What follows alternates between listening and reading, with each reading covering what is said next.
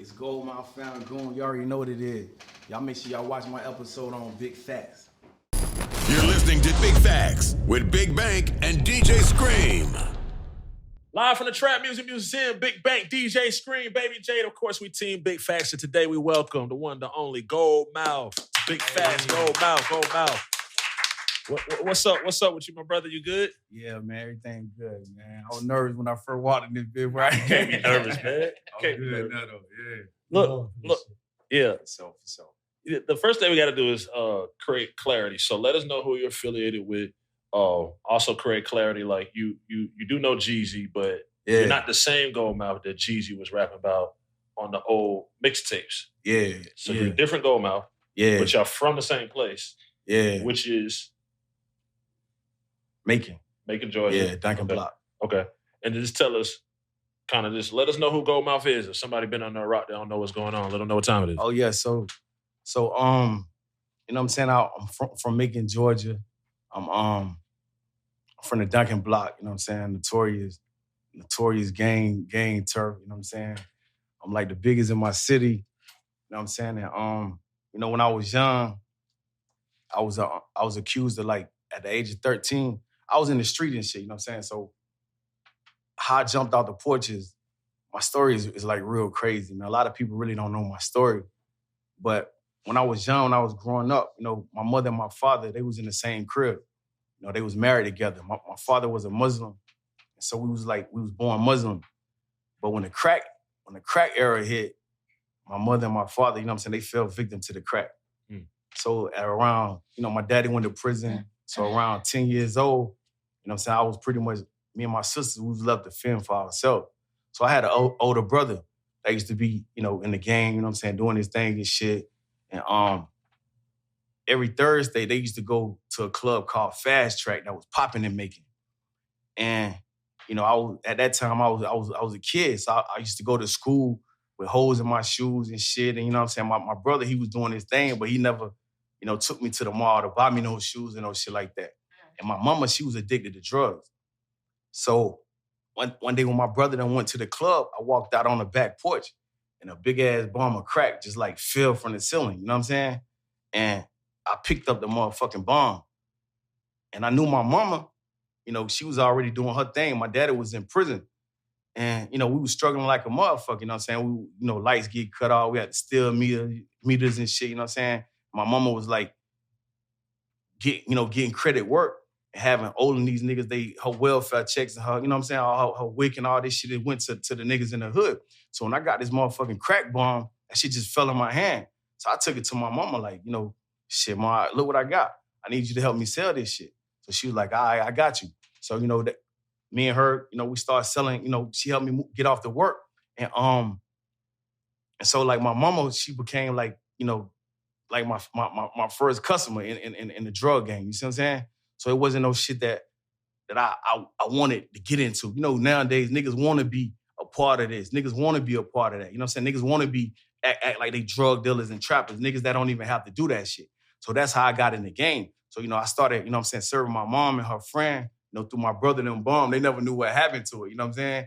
And, you know, I used to credit my mama to work, you know, make sure that I get her first check. So when the shit came, I can, you know, put the food in the fridge because my sisters, we needed food in the house. So basically in the 6th grade, I quit school, you know what I'm saying? And which isn't cool at all, but that was just under the circumstances. I was forced to quit school. I became a full-time drug dealer. And in the streets, by the time I was 13 years old, I had got robbed by 2 white boys. And they beat me real bad with a pistol. So almost 10 days later, they found these 2 white boys murdered on my block. They got execution style murdered in my hood, just straight, they just slayed on the block. So although I don't know nothing about that shit, you know what I'm saying? You know, murder investigations are what they are. They still came and got me and my whole gang, me and my whole clique. And at the time, like I said, I was 12 going on 13. So, you know what I'm saying? I was up on a heavy investigation, heavy interrogation. You know what I'm saying? They kicking in all my people's doors and shit, getting all my clothes, sending it to Atlanta with, you know, sending it up here for ballistics and blood samples and so on and so forth. So, you know, life got real, shit was like hell for me, you know what I'm saying, growing up. And I was a nigga in the street. Like, I went up on a lot of OG niggas. And so they taught me how to rob. So we was going from motherfucking set to set, hood to hood, and hitting motherfucking lick. That's just what it was. You know what I'm saying? We jumping out on niggas in broad day. We robbing niggas. We selling dope. So I came up, you know what I'm saying, in a real rough manner. And I ain't saying that in no bragging way because nowadays, you know, I'm elevated and that ain't the shit that I'm on. But just give you a background of what it was. But even when I was growing up, I was influenced by niggas like Chris Cross, seeing Jermaine Dupri, you know what I'm saying, get young kids and you know, make them superstars. So I always wanted to rap. So although I was in the hood still doing my shit, I was still, you know, rapping and shit, just doing little raps around the hood. And I went to jail in 19, one of my best friends got murdered. So I ended up going to jail in 1996 for a stream of armed robberies and home invasions and shit. And I went to Millersville Youth Prison down in Millersville, Georgia. So when I got out of youth prison, you know, my nigga Ella B, Kinky B, you know what I'm saying? Shout out to Kinky B, you know what I'm saying? So he had met Jay, he had met Jeezy at a boot camp or some shit. And he was like, listen, bro, because they called me Lil Mill in the hood, you know what I'm saying? That's my name, Lil Mill. Like in Macon, Georgia, you say Lil Mill, you say GoldMouf, you know what I'm saying? Resonate with them right now. But King and Jeezy, they always call me Lil Mill. So when I got out of YDC, they like, shit, man, King, like, bro, I need to introduce you to my nigga, Jeezy. Man, you know what I'm saying? He can't rap or no shit like that, but, you know, we want to kind of be on the executive side of things. And if we could do that, you know what I'm saying? You could be the rapper, my nigga, and we could just move forward and kick the dough down in the rap industry. So King introduced me to Jeezy. So Jeezy, you know what I'm saying, took a liking to me. You know, Jeezy had already heard that I was like notorious in the street, you know what I'm saying? Jeezy had already, so they were looking, because back then, if you were going to talk the street shit, you had to be a real street nigga.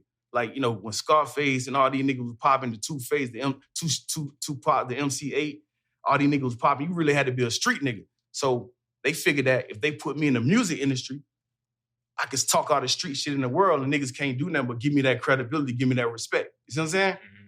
So we started this label.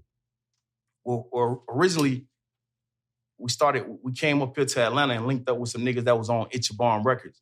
And we went through Jeezy cousin, Said Black and G Money, and they had did an album called Hell in the ATL. And with that album right there, they allowed me to do a single on that record. You know what I'm saying? And so we did this shit called Hell in the ATL. And then later, you know what I'm saying, me, Jeezy, and King, we started a label called Young Guns Entertainment. And I was still knee deep in the street. We was making music and shit, but music wasn't paying my motherfucking bills. So, you know, King, you know, Mailman, my nigga Jeezy, they always be like, bro, you need to fall back. You know what I'm saying? I was steady catching, you know what I'm saying? I was steady getting accused of murders and shit. Every time a nigga get killed in the hood, they always, you know, blame this shit on me. And it was kind of crazy because I was always on a motherfucking surveillance. I was always, you know, I was a hot boy. Like literally, and we would ride around bumping the hot boys back then. So it was like, it was like, chill out, bro. You know what I'm saying? We gonna blow. Cause you know what I'm saying? King and Jeezy, them niggas wasn't no rappers. I used to write rhymes for King. Cause Ella, you know, King, he tried his little rap shit back then. Yeah. But the shit didn't really go, you know what I'm saying, too good for him. So he kind of fell back and did the executive thing. And Jeezy wasn't no rapper either. But, you know, we had formed a group. And throughout that group, one of my group members fucked around and caught a case. And then I was steady catching cases. I had to shoot out with the police. And Jeezy was like, damn, my nigga, like, King, like, bro, we done invested all this money, my nigga. Y'all niggas steady in the streets. Y'all niggas ain't taking this shit serious. I ain't really understand then, you know what I'm saying? The shit that I understand now. So I used to question them niggas like, what you mean I ain't taking this shit serious? I hit the studio, I do the rap shit, you know what I'm saying? I do the records, but nigga, I gotta eat. This is the only way I know to eat is the streets. So I end up, you know what I'm saying? In 2002, I ended up catching an attempt murder charge in Florida. And I ended up catching 35 years. I went to trial. So I caught 35 years in prison. So by the time, you know, the kink in the CTE movement, you know what I'm saying, blew up, I was already in prison. I was serving time. You see what I'm saying? So to clarify the GoldMouf situation, no, I'm not that GoldMouf. You know what I'm saying? That's Dewan right. You know what I'm saying? Shout out to Dewan. He's a regular, you know, regular person. He work, you know what I'm saying? Good dude, don't desire to be in the spotlight. But a lot of people automatically assume that, you know what I'm saying? because in prison, I had nothing but goals all across my mouth. So in prison, that's when niggas started calling me that. So just so happened, coincidentally, me and Jeezy have our deep relationship, our deep history. So niggas automatically assume that on their own, you know what I'm saying? But I never try to take credit for anybody's name or no shit like that. Jeezy mentioned me in like 4 songs. He did a song called Where I'm From when he was like, you know what I'm saying?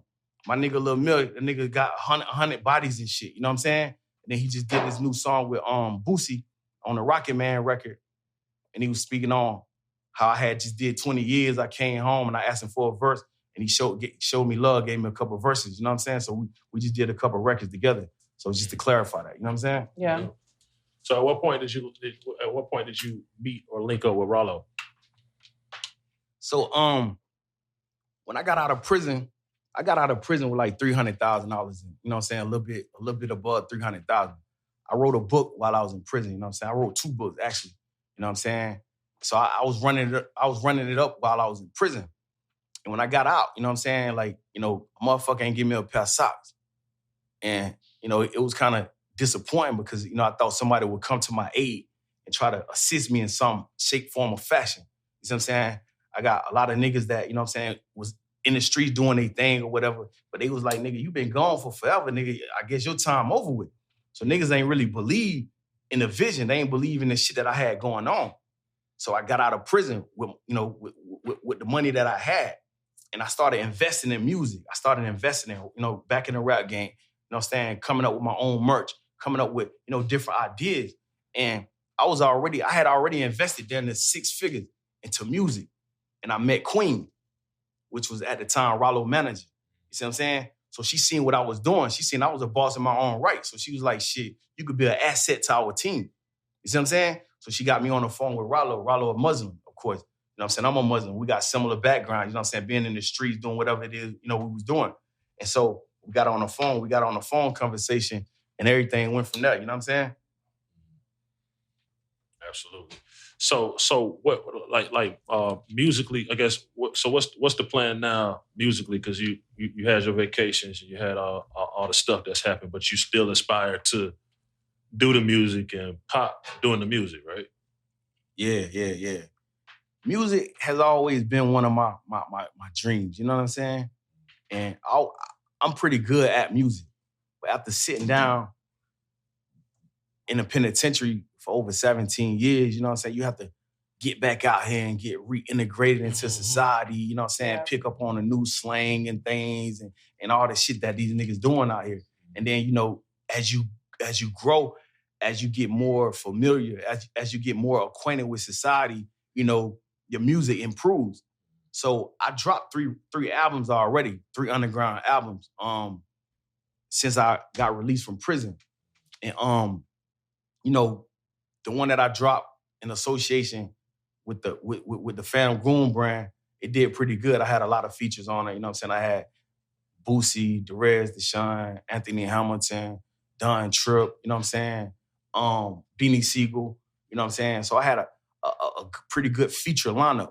But as I say, my music was it was on a continued climb, you know what I'm saying? Trying to grow. So basically lately I've been recording and I'm finna get ready to drop my new project, which is called Now or Never. Cause for me it's now or never, you know what I'm saying? I'm gonna either do this shit now or I ain't gonna do this shit at all, you feel me? But I got a lot of youngins that they gonna step up. I'm just trying to open the door for these young niggas so they can come in the door and do their thing. But for me, it's now or never. So I'm working on, you know, some projects right now. You know, on this new project, I got Rennie Rucci on the record. I got motherfucking Jeezy on the record. I'm the only nigga in the game that get features from Jeezy without being signed to a major label. You know what I'm saying? So that's major. I mean, he's a major artist. Homie ain't giving out no features. So when I call him up, I'm like, nigga, I want a feature. He like, nigga, shit, you the realest nigga in it, nigga, let's do it. You see what I'm saying? No hesitation. So that speaks alone. Like, you know what I'm saying? I'm able to fuck with all my day ones, and them niggas will tell you, man, that nigga the real deal. Like, I got homies in the prison system right now. You know what I'm saying?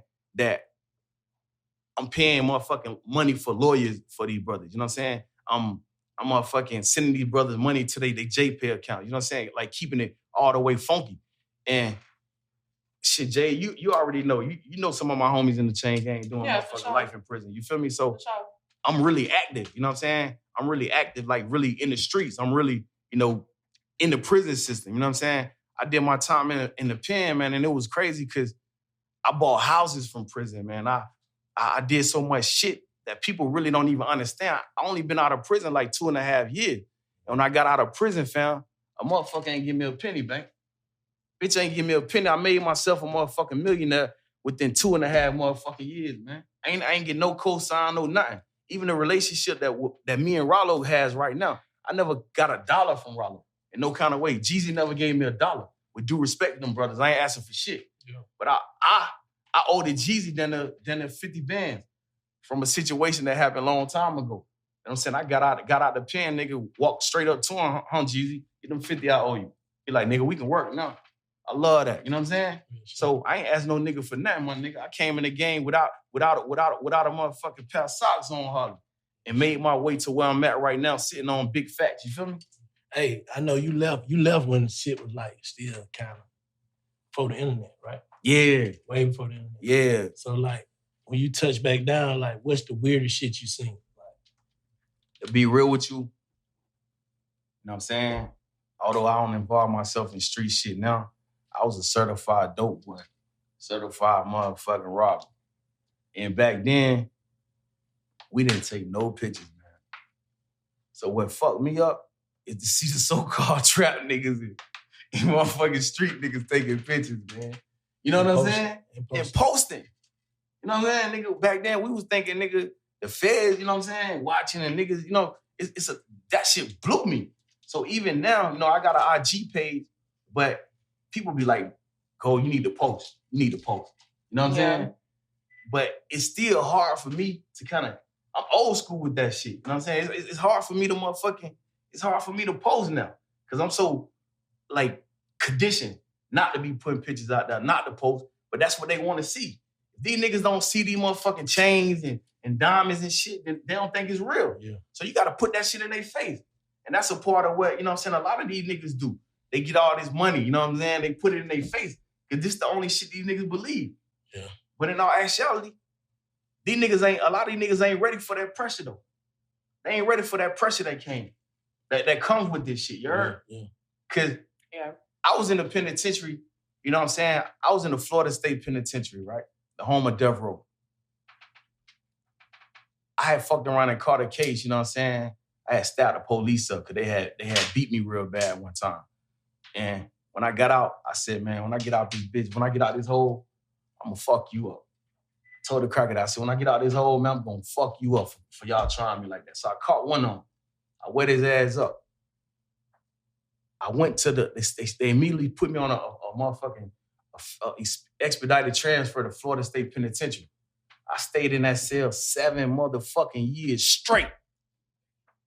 In solitary? In solitary confinement, 7 years straight without coming out the motherfucking cell, man. When I came out that motherfucking cell, bruh, the motherfucking sunlight felt like goddamn Cancun. You heard? I'm talking about real talk. I sat in that cell for 7 years. All I did in that bitch was read books and talk to myself and just, you know, pace and do workout. I had to get a routine in that motherfucker. I was eating sour potatoes, man. The motherfucking crack was feeding a nigga sour potatoes. Motherfucking old ass spoiled rice. But I had to eat that shit. And I spent 7 years in that cell. When I came out that motherfucker, man, I was a total different person.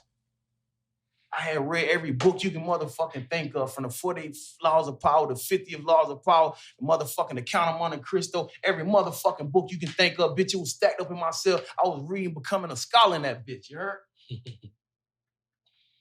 So you point at one nigga, one individual on earth that's out here in these streets doing the shit that I'm doing, can tell you they spent 7 years in one motherfucking cell without coming out, and that shit ain't broke me. And I ain't never told, and I ain't never motherfucking fold, you heard? Right here today. Got out of prison in 2.5 years and made myself a motherfucking millionaire, man. It's facts. I just got off the phone with Kinky B. You just seen me talking to him, nigga. It's facts, man. This ain't, ask any nigga, ask Jeezy about me. Every nigga, them niggas gonna vouch. They gonna say, that nigga, that a real one. You feel me? So anything that I do, out here in these motherfucking streets, whether it's musically, my clothing line, whatever the fuck I'm doing, y'all make sure y'all support a real nigga. You heard? Straight up.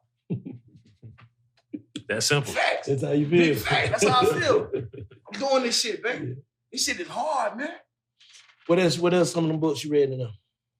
Man, I read, my favorite book is called The Count of Monte Cristo. Yeah, no, that's the one. It was written by Alexander Dumas. Pure Revenge. Yeah. Yeah. That book transformed my whole mentality, my whole way of thinking. It changed my whole life, man. How many times you read it? I read that shit like 7 times. Yeah. I studied it. And when I got through with that book, I felt like, you know what, man, I'm ready to take over the fucking world, man. I take on any challenge that come my way. Yeah. So when you came out the hole, you was different in population too. Like you was different. You was on some mind elevation shit. Yeah, you know, I got green eyes and shit. You know what I mean? Y'all see? So when I came to prison, them niggas they thought shit was sweet. You know what I mean? And one thing about the chain gang is that you have to always, it don't matter how many niggas you wet up, how many niggas you flip, you have to always set a new example every now and then. You know what I'm saying? So I was a different person, but I was still on go when the time came. But when it came to academically, when it came to philosophical sciences, I had advanced. Like I understand astronomy, astrology, numerology, theology. I mean, I understand all that shit. I read it. I studied. I was studying motherfucking systematic theology, trying to get an understanding of the different religions. So, you know, if I ever had to deal with different races and cultures and people of different religious fractures, I'll be able to deal with them in an appropriate manner without disrespect. You know what I'm saying? So if I was over here dealing with the people in Tibet, I know, you know, I knew how to deal with these people under the 142 verses of the Dhammapada.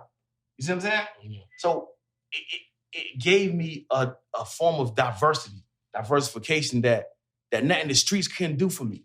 Because I robbed everything on the street. I stole all the motherfucking cars on the street. I did all the whipping and cooking in the kitchen and all that shit. So I needed to have a different form of knowledge. Yeah. And so those books gave me what I lacked. And I was in that motherfucker. I became a paralegal in prison. See what I'm saying? I was litigating niggas' cases, 2254s, federal cases. I'm litigating these motherfuckers, getting them in a federal appellate court. This is what I did. Any nigga that come, who had this interview, any nigga that come under this motherfucking comment, they gonna say that nigga telling the fucking truth. Yeah. I got shipped to 17 different prisons, and I was in a different state. Didn't know nobody, bank. I had to survive, man. This ain't no motherfucking fantasy story. This shit is real. Yeah. So a lot of times I have to applaud myself. I have to give myself flowers. You better. But these hating ass niggas out here ain't gonna give them to you. You better give yourself your flowers. You feel me? Nah, real shit. You have to do that. Cause these hating ass niggas ain't gonna give it to you.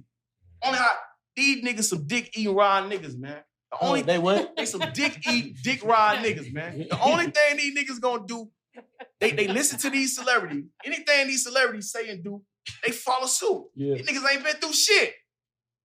But these niggas have the biggest opinions. If you look at life, Jay, real talk, right? Yeah. If you look at life, you'll see the niggas with the biggest opinions ain't been through shit.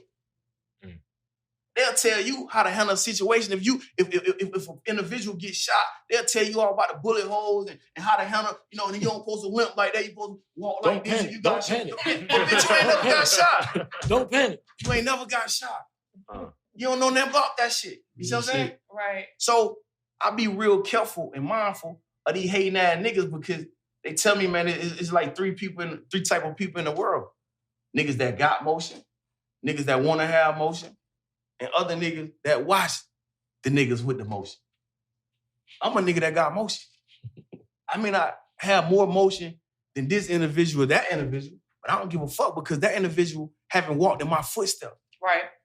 Right. I did 17 and a half years in prison, nigga, never fucked with another man, never told on a nigga, and came out that bitch with a sound mind, still on the grind and getting it. Who we can say did that? It's a few. I'm saying But who we can say in the industry. It's a few. So these niggas, these dick riding ass fans out here. I thought you said they were eating it. They eat it too. They dick eater riders. They dick eaters, they riders, they suck it, they whatever. You feel me? So these niggas, a rapper can say anything and they believe it. And what, you know, it's just crazy. What y'all think shifted, like, if a nigga, like we can know a hoe-ass nigga that been a hoe-ass nigga all our life. He gets some money, now he right. Like, everything he say is right now. Social media. Like, he right. I always say it's social media. Yeah. Change the game. Change all the rules. See, social media. That shit before social media a little bit. But you know what, though, man? Social media gave a bunch of nobody's a platform. Mm-hmm. Now anybody, nigga, come on your page and throw a comment down there. You got 5,000 niggas. No, you got 100,000 niggas watching your page. Now this bitch ass nigga comment. Now 100,000 niggas see it. Otherwise, nigga, you, who are you? Yeah. You see what I'm saying? Yeah.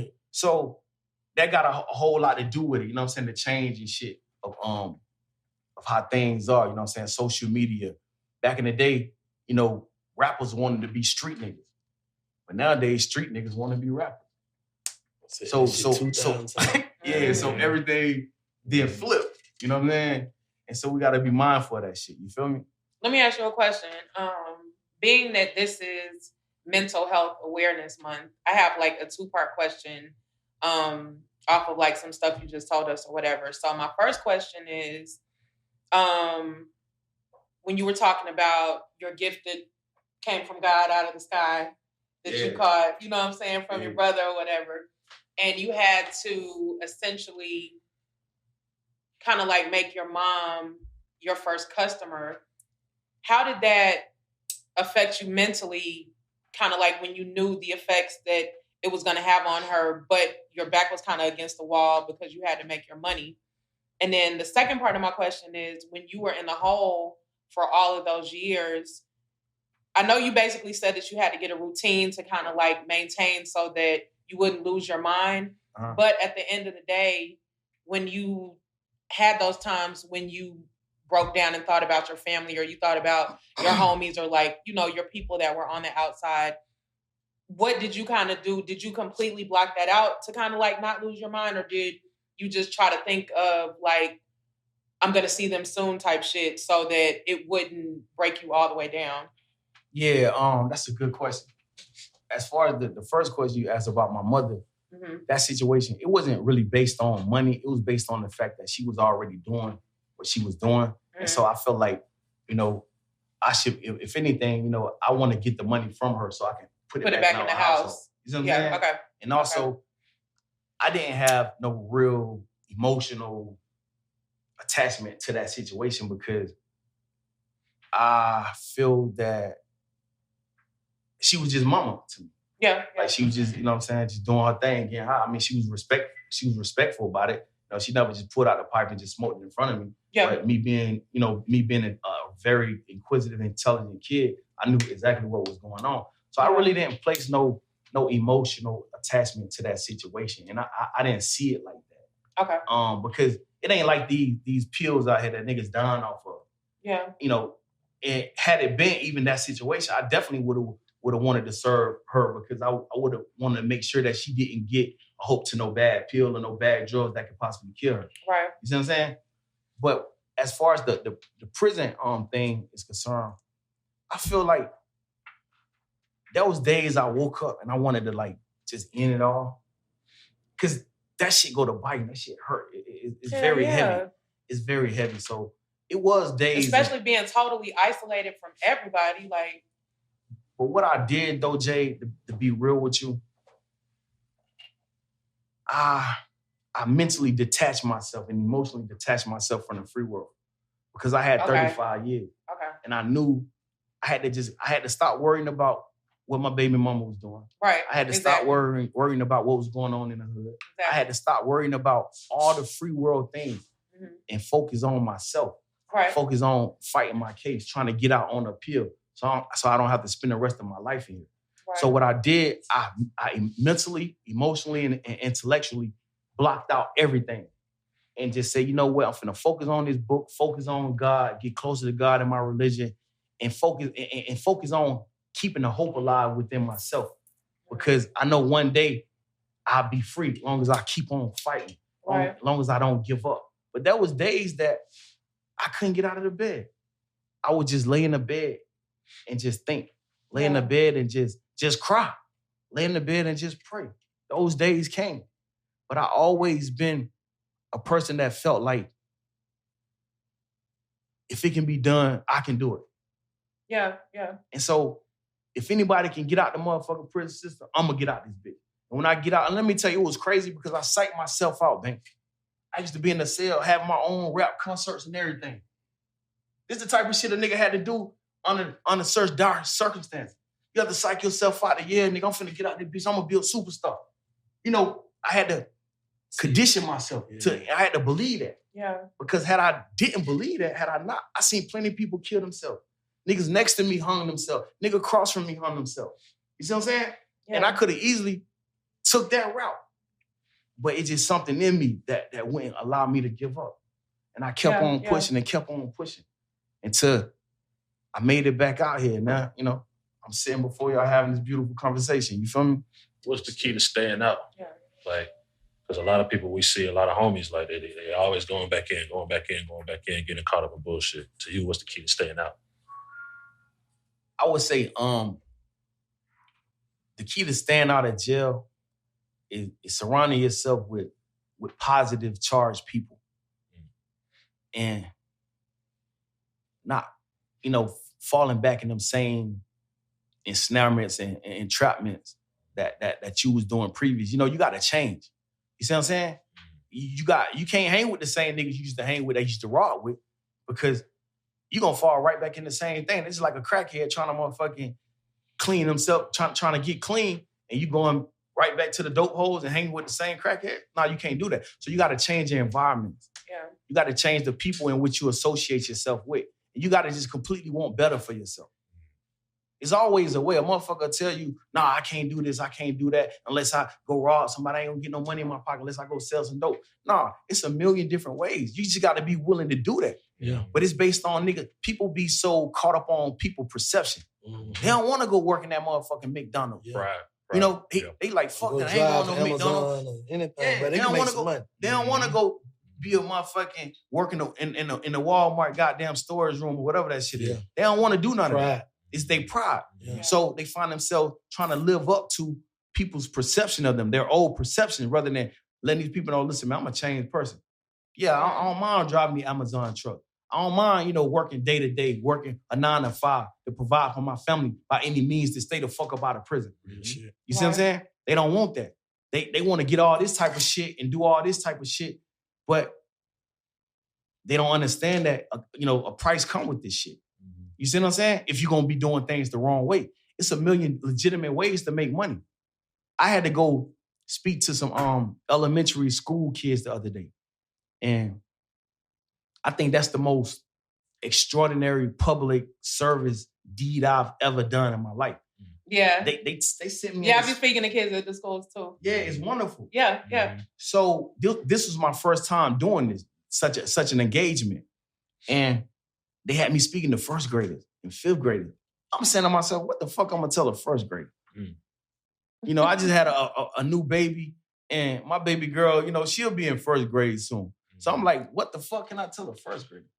Yeah. So when I went in there, you know, I kept it simple. Like, listen, I want y'all to know that school is the start of everything. If you want to be a music person, you want to be a rapper, A you want to be a firefighter, a doctor, a lawyer, Starts you here. first got to go to school. Yeah. Starts They here. understood that. Sure. You see what I'm saying? So that's the best part of giving back.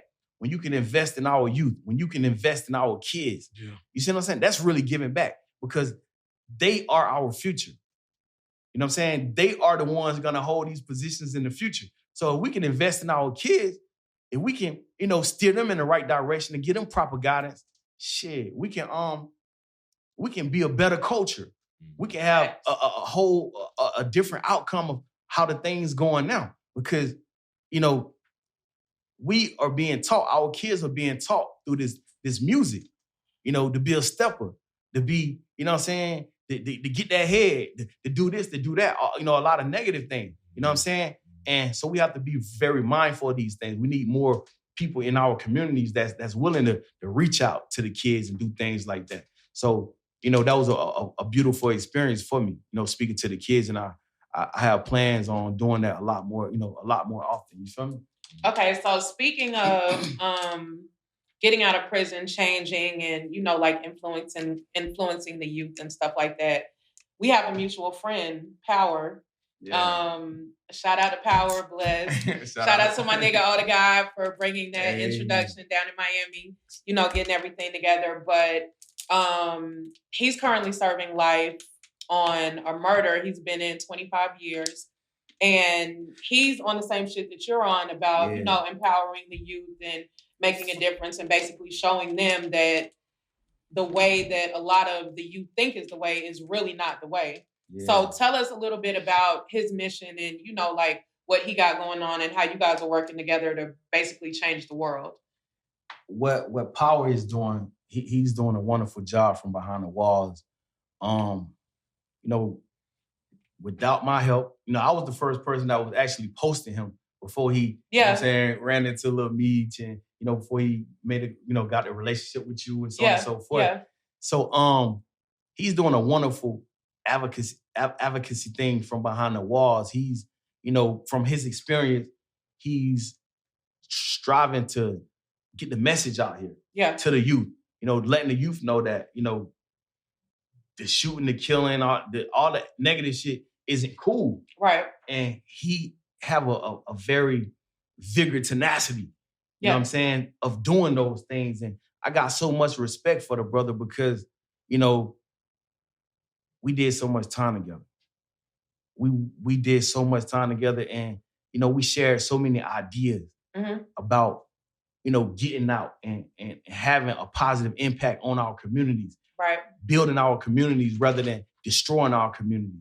As we done when we was young, and we want to spread that awareness. We want to spread that word to make sure that the kids know that there's a better way outside of negativity, outside of crime. You could be a millionaire without selling a motherfucking block. You can be a motherfucking you ain't gotta be. It's more professions out here than rapping and singing. You could be a motherfucking. You could be a goddamn a scuba diver. Right. You know what I'm saying? You could be anything. Right.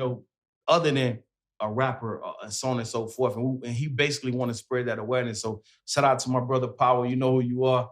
Love you to death, man. Yeah, I was able to, through like my connection with him through I was able to like link him with Wallow, and him and Wallow had like a really big conversation. Wallow instantly, like as soon as he got off the phone with him, called me back, sent me a couple of bands to send him, like, you know what I'm saying? Tell him to take this and put it, you know what I'm saying, on his cause and, what he's doing for the youth, because I got like mad love and respect for him. So he got a lot of shit going on. He also has a YouTube channel, Struggle Love 2679, that he's using to, get his point across. He got 2 podcasts that are about to come out. And he's doing all of this from jail in a fucking maximum life facility. So it's a lot of niggas that are like in prison and that are behind the wall that are making like major moves or whatever. And that's another like part of the motivation for this interview is to show like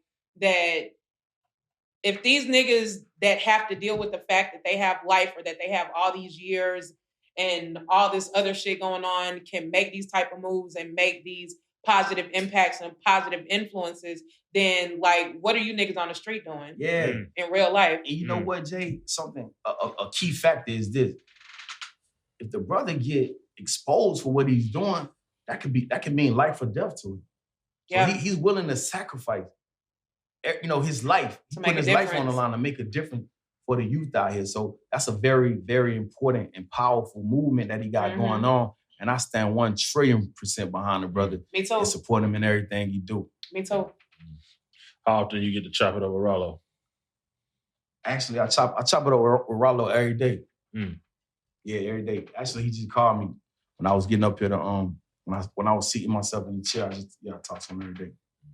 We saw you posted something on your gram because there was just stuff going on the internet about paperwork, all this other stuff. We saw your post particularly where you were like, no one should talk about, I guess you were saying someone's paperwork because you dealt with it and someone told on you, and basically you were just kind of, I guess, bringing some clarity to the situation from your own perspective. I guess kind of build on that a little bit. Yeah, so I want to make this clear, right?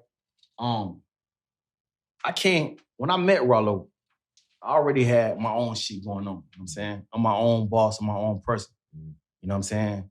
So don't never think that I'm getting on this platform to try to defend something that shouldn't be defended or defend an individual that, you know what I'm saying, don't deserve being defended. As we spoke, I did 17 motherfucking years in the penitentiary because a bitch snitched on me, right? My partner, Paul, that we speaking on, he doing life in 25 years in prison because a motherfucker snitched on him. My nephew got 3 life sentences because a motherfucker snitched on him. You feel me? So I said that to say this. I feel that if a person don't have all the facts, don't be so quick to try to put a person down or talk crazy to a motherfucker, because if you don't have all the facts, you know what I'm saying? Rollo is a brother to me. And I said this. If I didn't feel deep down in my heart, if I didn't feel that he was in the right about what's going on, then I would have to disassociate myself from him. What the fuck I look like? I stand on business. I stand on real principle. You see what I'm saying? If anybody do anything, they should be 21 about what they do. Now, according to the conversation, the only thing I seen is everything that everybody else seen on the internet. You see what I'm saying? And I was like, damn, what's going on? The only difference that I have is that I'm in contact with Robert. He called me. You see what I'm saying? And I've seen all of the paperwork. 21 Savage even vouched for this. You see what I'm saying? We've seen all of the paperwork. We know what the fuck going on.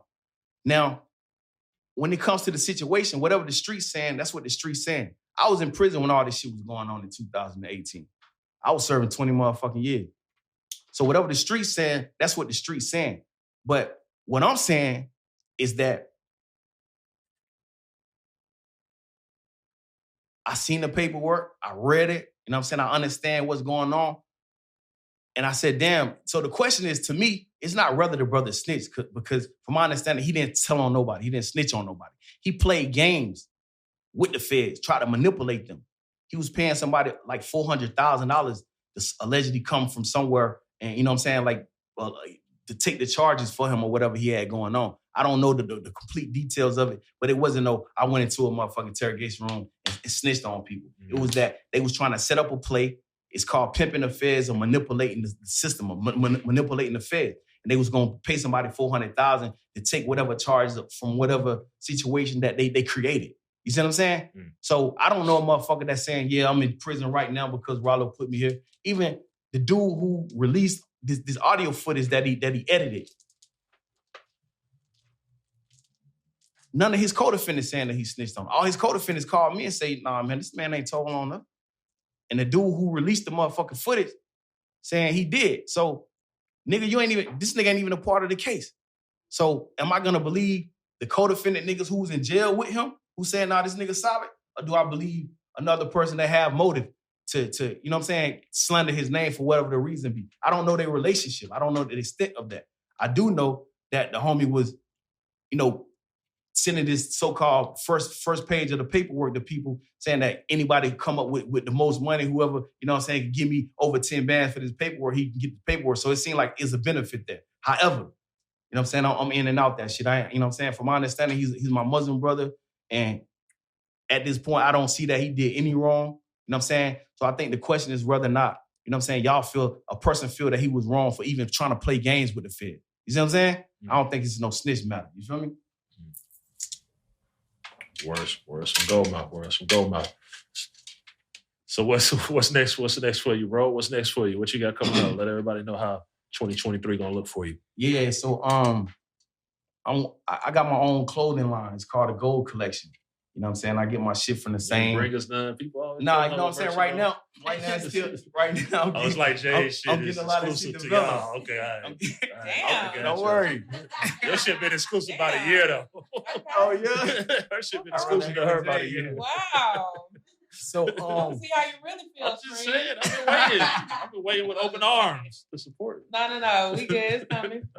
So so I got my own brand. It's called the Gold Collection. I get my materials from the same people Louis Vuitton get their shit from, but my shit is a lot cheaper. So it'll be coming out, you know what I'm saying, in about two weeks. I will be posting on my IG page and my Facebook page, you know, when it does drop. And I asked that everybody that like nice fabric, if you will go spend the money with the Europeans, you know what I'm saying? Make sure you spend money with your own people. And I'm not charging near as much as the Europeans. You know what I'm saying? My shit is reasonably priced. So I asked that people support the gold collection. You know what I'm saying? And I got my project coming out. It's called Now and Never. You know what I'm saying? I'm talking with some major labels right now, like big labels, to give me a deal related to this project. So it'll be coming out in the summertime. I'll be dropping a single very soon called About To. It's a solo single. You know what I'm saying? I just did the record with motherfucking Rennie Rucci. Just did the record with Jeezy. Who else I did record with? Boosie. Quite a few other people on my album. So that'll be coming out soon. And I got my own podcast called The Gold Experience. Okay. Yeah. So, you know, I will be asking, you know, 1, 2, or 3 of y'all or all of y'all to come to my podcast. We there. You know what I'm saying? And, you know what I'm saying? I'm just doing real nigga shit, man. I'm just trying to, you know, stay the fuck out of prison. Surround myself around good people, good energy. Yeah. Try to spread love and spread wise words through my experiences, you know what I'm saying? And shit, man. Shit, I'm the realest nigga in the motherfucking world, man. You heard? Hey, shout out to GoldMouf, man. Yes. Keep spreading that positive energy, man. You know what I'm saying? Serving the community. We appreciate you pulling up to that big facts. Salute to that boy GoldMouf for pulling up with us, chopping it up with Team Big Facts. But we ain't done yet. Money Move is coming up next on Big Facts. Don't change it.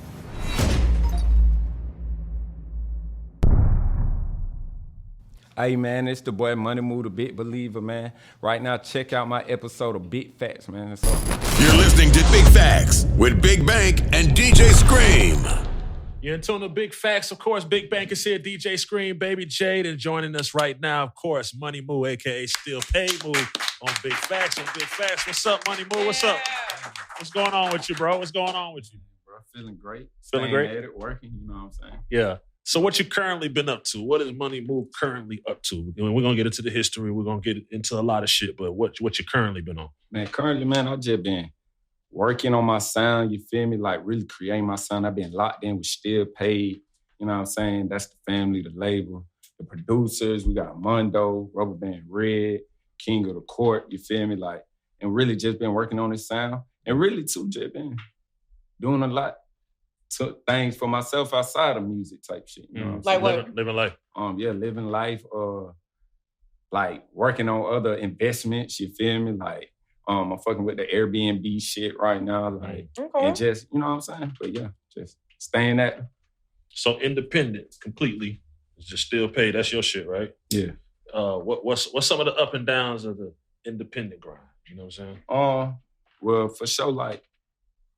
It's the ups and downs with it all the way, you know what I'm saying? The good things about being independent, everything's in your control. All your money, all your back end come to you or whoever, you know what I'm saying, on your team. Yeah. And, you know, that's really the best part about it. And just being able, at the end of the day, it's on me with however the cards is played, you know what I'm saying? So it's like that. And then I ain't just all the way doing it by myself at all, you know what I'm saying? I still, like right now, I do distribution through Venice. You know what I'm saying? With my dog Red Push, Troy Red. Carter, you know what I'm saying? They help me when I'm distributing, but yeah, it's good. And the downs, I guess if you would say it's a down, I guess just it's on you. You know what I'm saying? But I wouldn't really say that's a down though. You feel me? Yeah. It's a harder work. Yeah, it's just more work. Yeah, it's more work. It's harder work for sure. Mm-hmm. Is there any mistake along the way that you would take back, like on the Money Move journey? Like, is there any one particular space or place where you're like, maybe I shouldn't have did that, or maybe I jumped too quick to do this or that? Yeah, for sure. Sign a certain contract, yo. That is the only thing I really would have did differently. Yeah. And what contract was that? That was a contract with AE, with my last folks I was in. What's AE? AE, that's a Authentic Empire. That's what it was then, you know what I'm saying? So it was like, it's an independent label. You know what I'm saying? Okay. So, yeah. So why do you regret it? What happened? Shit.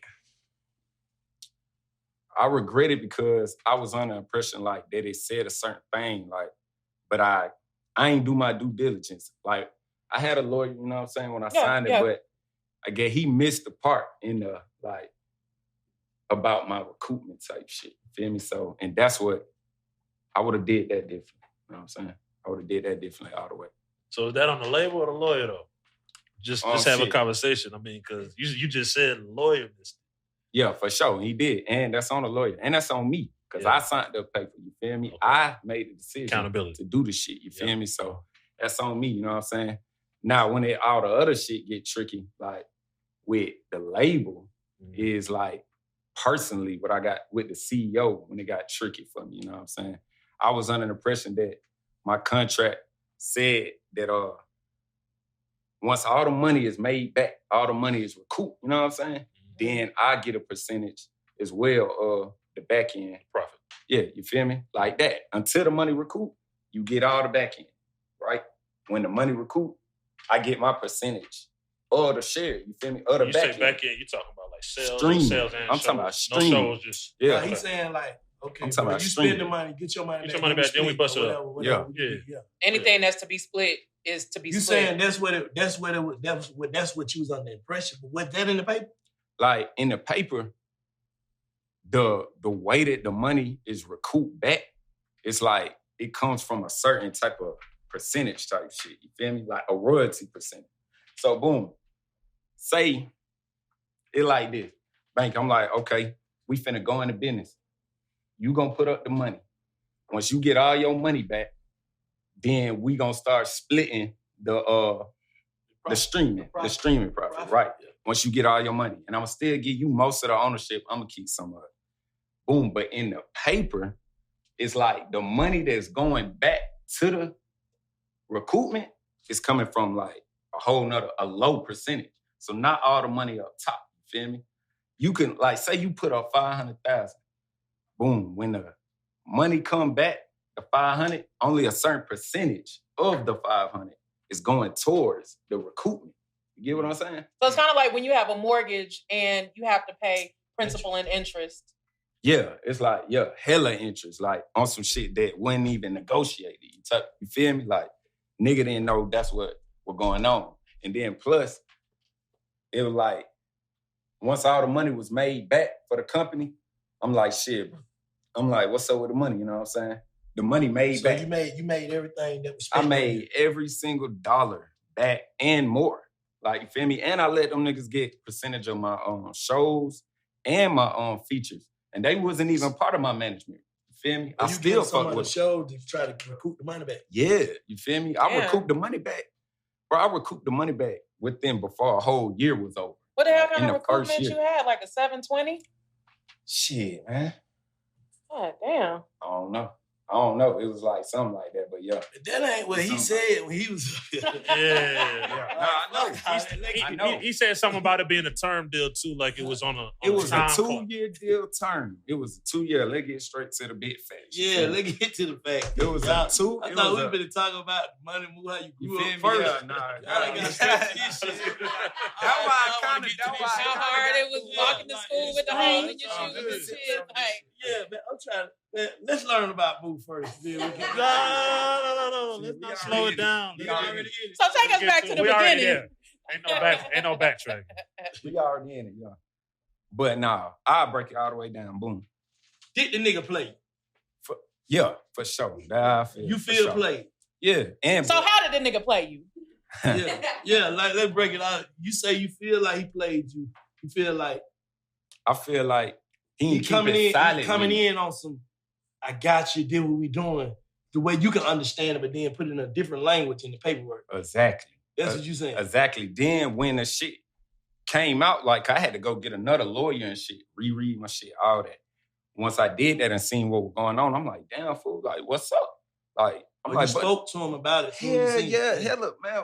For one, we was on their ass the whole time about the recoupment. You feel me? Red Push, my manager, he was got really Red pressing up there them. in the corner. Yeah, salute to Red. He was pressing them like, what's up, bro? How much has been made and how much goddamn we owe? You know what I'm saying? We doing that shit trying to get out every month. Yeah, we trying to get you. I want to get you. Yeah. Right. I want you to eat. I want to eat. I'm going to do my end. You do your end. I ain't trying to do no flaw shit. I'm trying to do good business. So we pressing. By the 2021, Boom. We like, bro, have we recouped? Yes. Move. Y'all have recouped. I'm like, damn, okay, bet. Show us the numbers. Let's show the numbers. We done recouped already now at this point by over 100-something thousand. You feel me? This is like, yeah. So you done got your money back. We done recouped already, plus that 100-something thousand, not including none of my show money or my feature money either. You feel me? Because we also was giving them some of that shit too. That wasn't even included in the shit. So we did recoup it already with the streaming. 2021, like last summer, 2021 type shit. Boom. We like, all right, bet. We recoup. It's time. We ready to start getting our percentage. How this shit work. How we start getting this split. However it's coming, monthly, quarterly, whatever that is. Yeah. They like, bet, okay. You recoup. We got you. Months start going by. Ain't shit coming. Feel me? Ain't nothing coming. We like, bro, what's going on? What's up with that shit? You feel me? Like, you said we recoup. We synced the numbers. Like, what's going on with that shit? What's going on? He like, oh, nah, Moo. It don't really work like that. Like, it's not like that. I thought it was like that, but it's not like that. You got to really go look into the papers again. I'm like, damn. I'm like, shit, it ain't like that. Okay. I'm going to go look back into the papers. I'm like, what you mean it's not like that? Like you said, once you get all your money back, we gonna bust it down. That nigga was like, he was like, I thought it said that. He's like, man, I thought it said that, but it really don't say that. See what had happened. He's like, man, I told you to have had your lawyer there, bro. You supposed to have your lawyer. Like, it's on your lawyer. To me, that's like, fuck you, nigga. That's how I take that. Because if I do some business with you and you like, yeah, bro, I thought it said this, Moo, but it didn't really say that. But really, bro, that's your lawyer fault type shit. Oh, and it's in my favor. Like, and so mind you, all this time, though, you trying to kick this shit like, oh, we supposed to be family and woo-woo. I seen him on here talking about he wasn't fucking with me because I wasn't rocking hard with him or some shit like that. Like, nigga. He said that when you came up, that he was calling you to put his artist on your shows and shit, and you refused. Man, ask any artist who dealt with them. Ask them. Like, I mean, it's big facts, right? We big facts you can ask, man. I still chop it up. I still chop it up with most of them boys. Like, for real. I still be chopping it up with them boys. But basically what you saying is that if it's supposed to be a family situation, if you tell me one thing, even if the paperwork does say something else, you're supposed to straighten that on your face because we're family. You saying basically he went in on, okay, this shit probably right. Face. Mm-hmm. This nigga, because everything, and this shit do make sense for what we finna do. Right. We know we finna get this bread back. We hustle.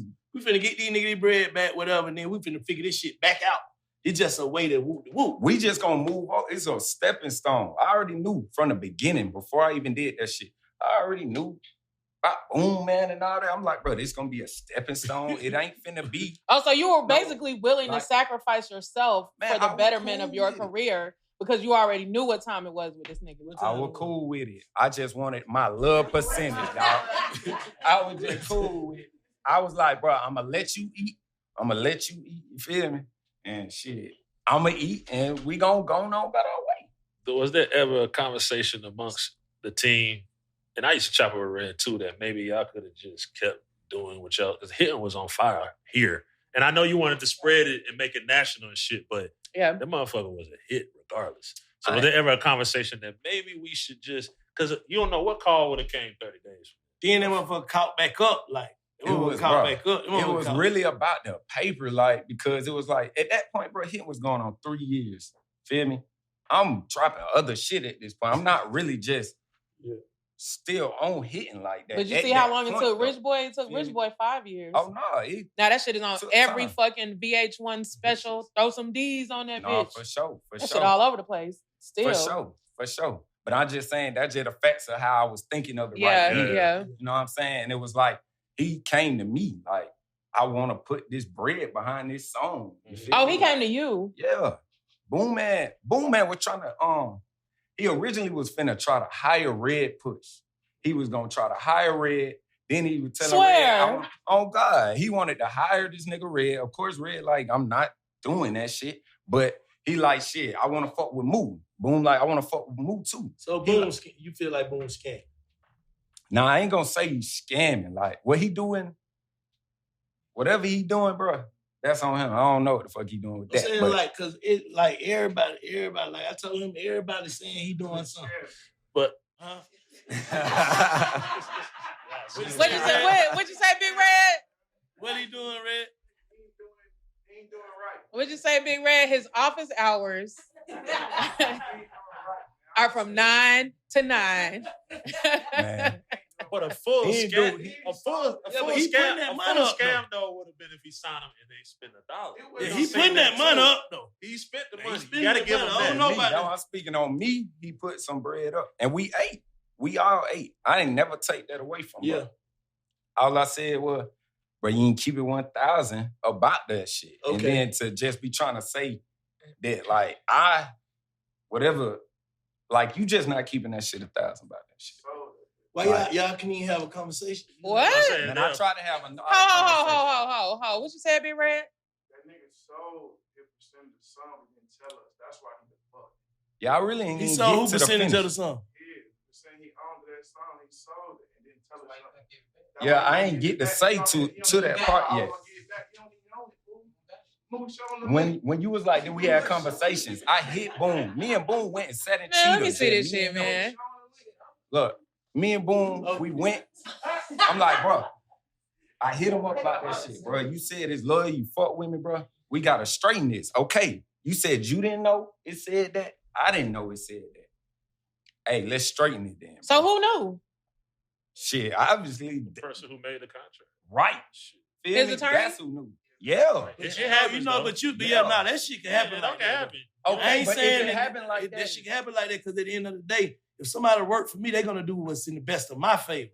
Your people supposed to make sure that it don't happen. Business just you trying to sway it in your favor. I don't give a fuck what you doing. Facts. Yeah. Facts. No matter what it is, me and you, I can have total compassion for you and want us to let's get this money. But these folk don't know you in these back offices.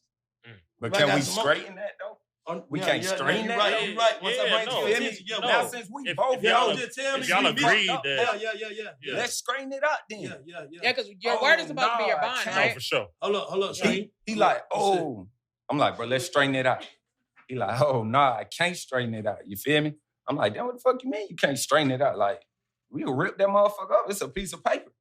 He like, shit, I done took money on behalf from another company for it and shit. I'm like, oh, you sold that shit. I'm like, damn. So, damn. He sold his. Man, he sold that shit, bro. He like, bro, I can't straighten it and change it now, bro, because I done took money for it already. Nigga got it off. And honestly, bro, I seen, man, that shit was on auction and everything, nigga. Like, bro, you could look this shit up right now, nigga. Like, you could look that shit up right now. That's the big facts. You could look it was up for the highest bidder? Oh, man. All right, bro. But that shit. At the end of the day, so did he own? He owned it. If he owned it, he could do whatever he want to do with his property. Hold on, guys. Entering. What you call that shit when you in court? Exhibit A. Damn.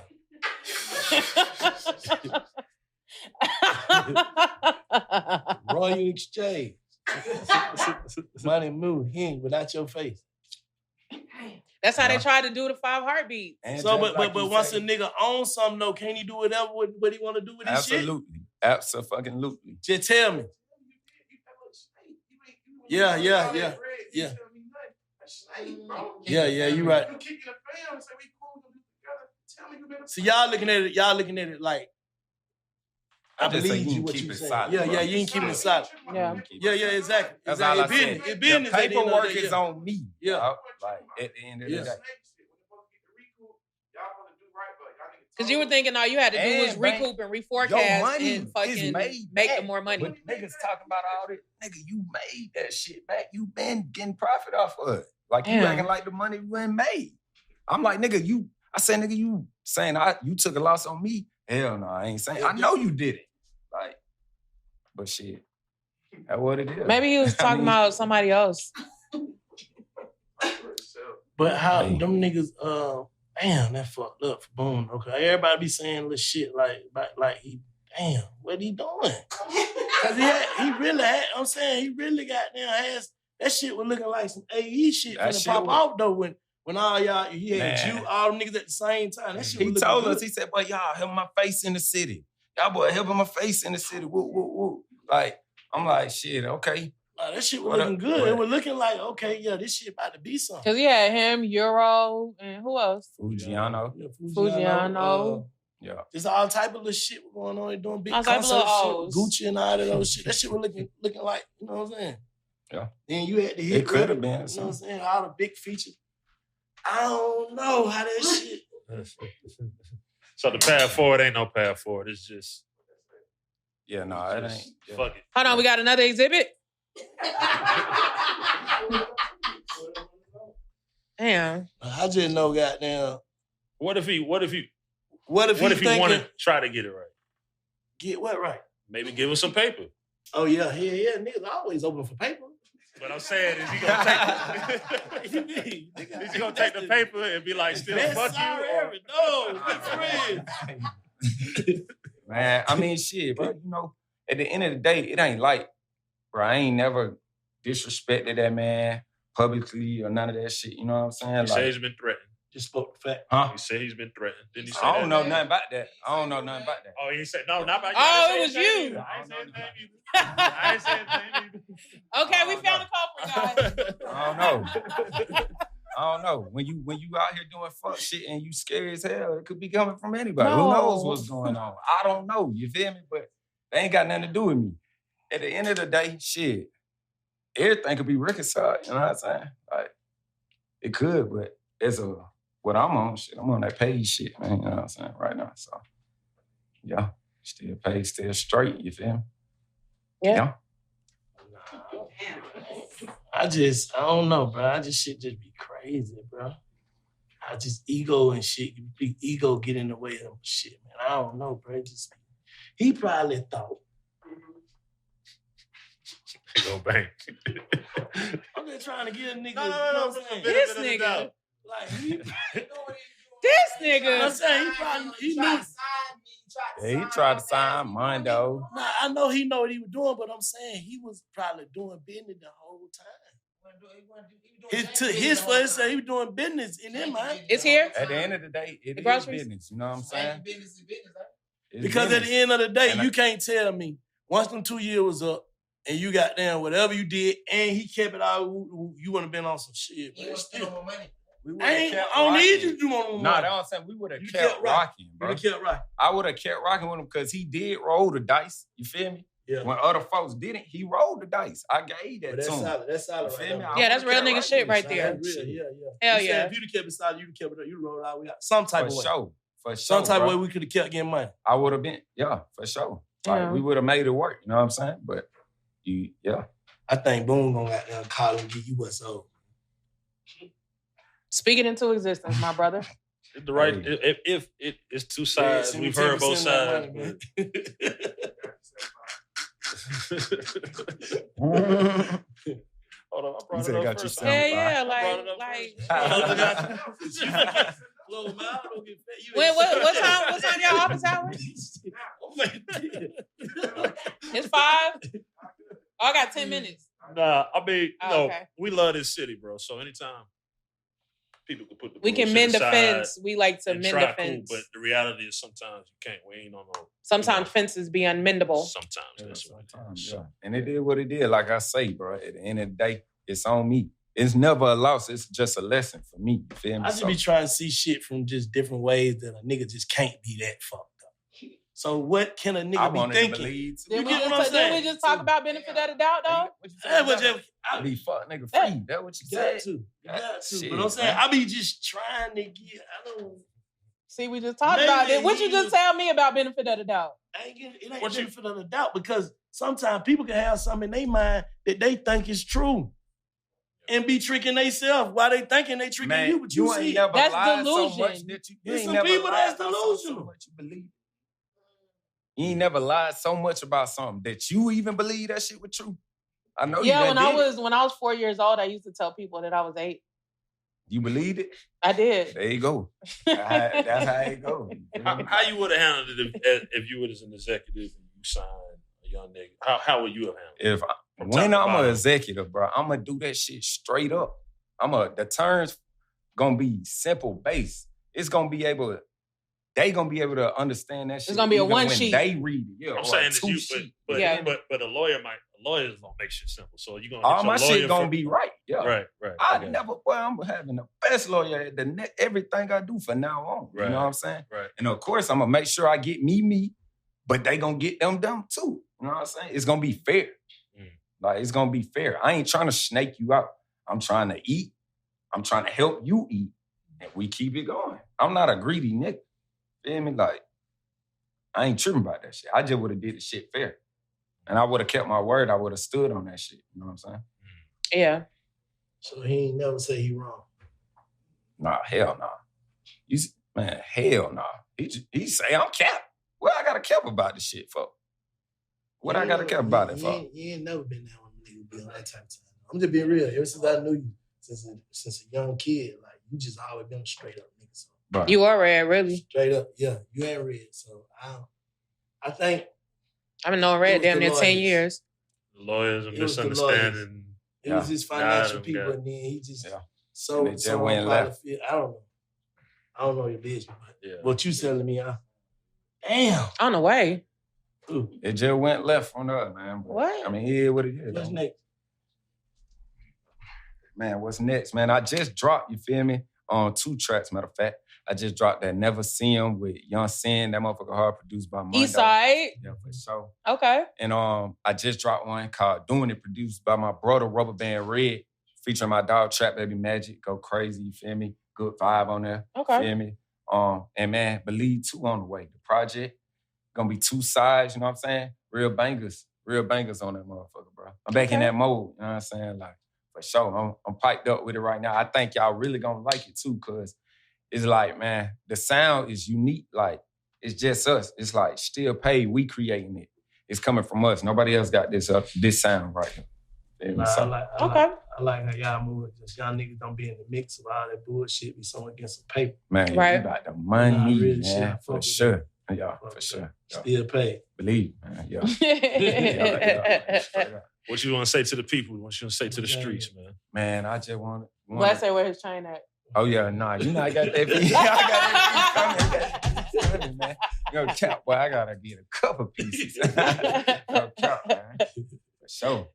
But, yeah, man, just follow me on everything. Still Paid, Move, Still Paid, MU. What's your YouTube? Money Move, Still Paid, Move. Okay. All that is going to pop straight up, you know what I'm saying? And believe, man. Believe, just remember to believe. You got to believe in some, believe in yourself. You know what I'm saying? Yeah. Sure. Shit, don't believe in these lawyers. Hey, get you one. You better get you one you can believe in, son. Sure. Nah, for real. Salute the Money Move, chopping it up with us on Big Facts. You know what it is, www.bigfactspod.com. Salute!